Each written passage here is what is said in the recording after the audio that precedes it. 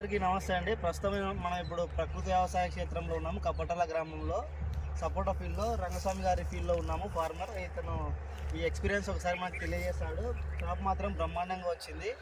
Only ఇది కేవలం ప్రకృతి వ్యవసాయ పద్ధతిలోనే చేసినా అని చెప్తున్నాడు. కాబట్టి ఇతను అడిగి మనము ఈ విషయాలు తెలుసుకుందాం. ఒకసారి చెప్పండి రంగస్వామి గారు, మీ ఎక్స్పీరియన్స్. అందరికీ నమస్కారం సార్. నా పేరు రంగస్వామి సార్. మాది కప్పట్రల్ల దేనకొండ మండలం పత్తికోట డివిజన్ సార్. నేను మోడల్ మేకర్గా పనిచేస్తున్నాను సార్.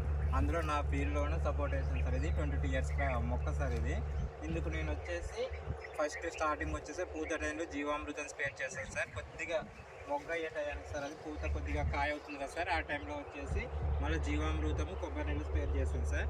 మధ్యలో ఏమన్నా మనకు పురుగు కనిపించిందన్నా చిన్న దోమ ఉన్నా కూడా నేను నీమాస్త్రం వాడుతుంటాను సార్. ఇవి చెట్ల మొదల దగ్గర వచ్చేసి సార్ అదే లైవ్ మల్చింగ్ చేసుకుంటుంది సార్. మనం ఏం వేయకపోయినా కూడా సార్ తన ఆకు తానే రాల్చుకొని మొత్తం మంచి నీళ్ళ మన మల్చింగ్ చేసి ఎలా వాపస వస్తుందో అలా క్రియేట్ అవుతుంది సార్. మన కింద సాయిల్ అలా క్రియేట్ అవుతుంది మనకి.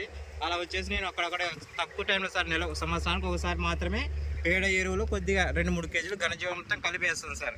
అంతే తర్వాత వీటికి వచ్చేసి ఓన్లీ జీవామృతము కొబ్బరి నీళ్ళు పుల్లటి మజ్జిగ నీమాస్త్రమే సార్. ఇవే తప్ప ఇంకేం వాడట్లేదు సార్. ఇలా ఉంది చూడండి సార్ కాయ కూడా. ఇవి కూడా చాలా చెట్టు పైన మాగిపోతున్నాయి సార్. చెట్టు మీద మాగి మనకు ఉదయం వచ్చేస్తే చాలా పళ్ళు కూడా మనకు వచ్చేస్తాయి సార్. ఓకే, ఇవి ప్రస్తుతం టేస్ట్ కూడా చాలా మంచిగా ఉన్నాయి, తీపిగా ఉన్నాయి. మామిడి కొమ్మె తిరిగితే సార్ ఎంత కిందికి రాల్చిన